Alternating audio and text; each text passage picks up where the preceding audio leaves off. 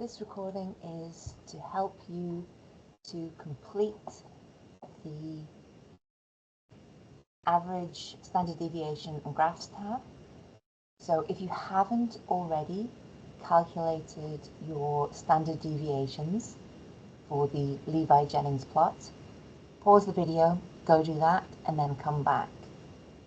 So first thing we're going to do is we're going to make a graph.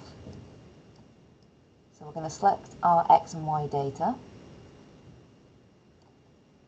and we're going to go to Insert, Charts, Always Scatter, Always Dots.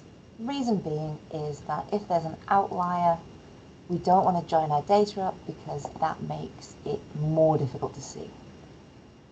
So we're going to make it pretty before we start. I've clicked on the bottom axis. I don't want it to count every 5 units. I want it to count every 10 units. On my y-axis, which I've clicked on, I don't want to be super zoomed in on the data.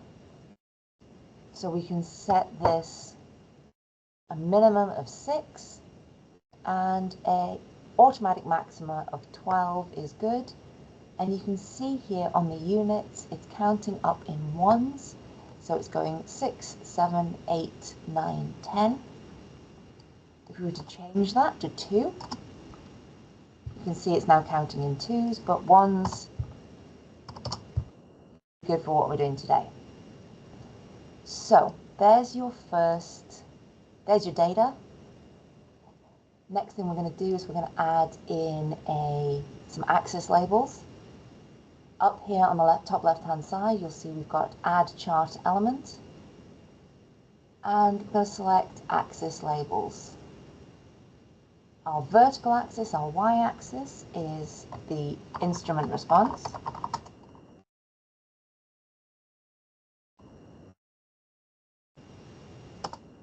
And then do the same thing. Horizontal axis is date. So that's our raw data, but we want to know how good is it? Is it changing? Is it acceptable? And the way we do that is by adding our standard deviations that we've calculated here. This is just a way of putting a straight line onto the data. So we're saying our X values are going to be the beginning and the end of the month, these dates here. And then for the +1 standard deviation, because we want it to be a straight line, it has to be the same value at the beginning and the end of the month. So that's the data there. So select your graph, right-click, and select data. You'll get this window here. You're going to add a data series, so 1 SD.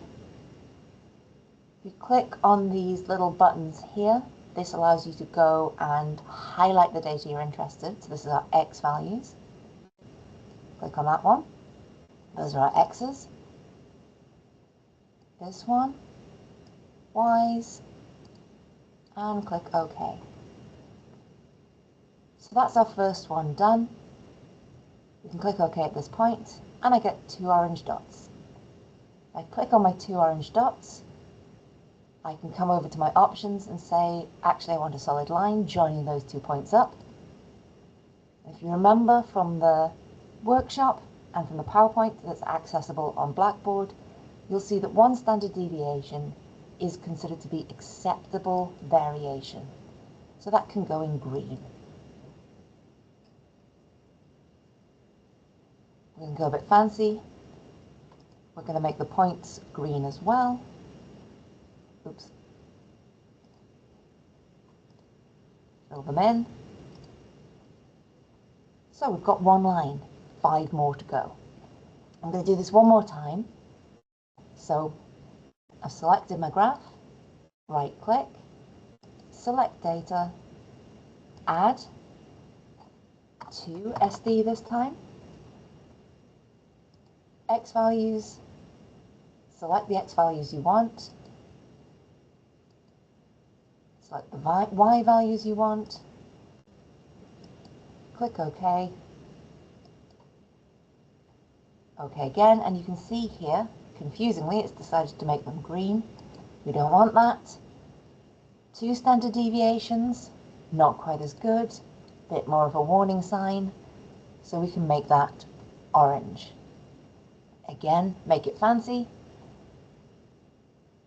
Change my markers, also make those orange.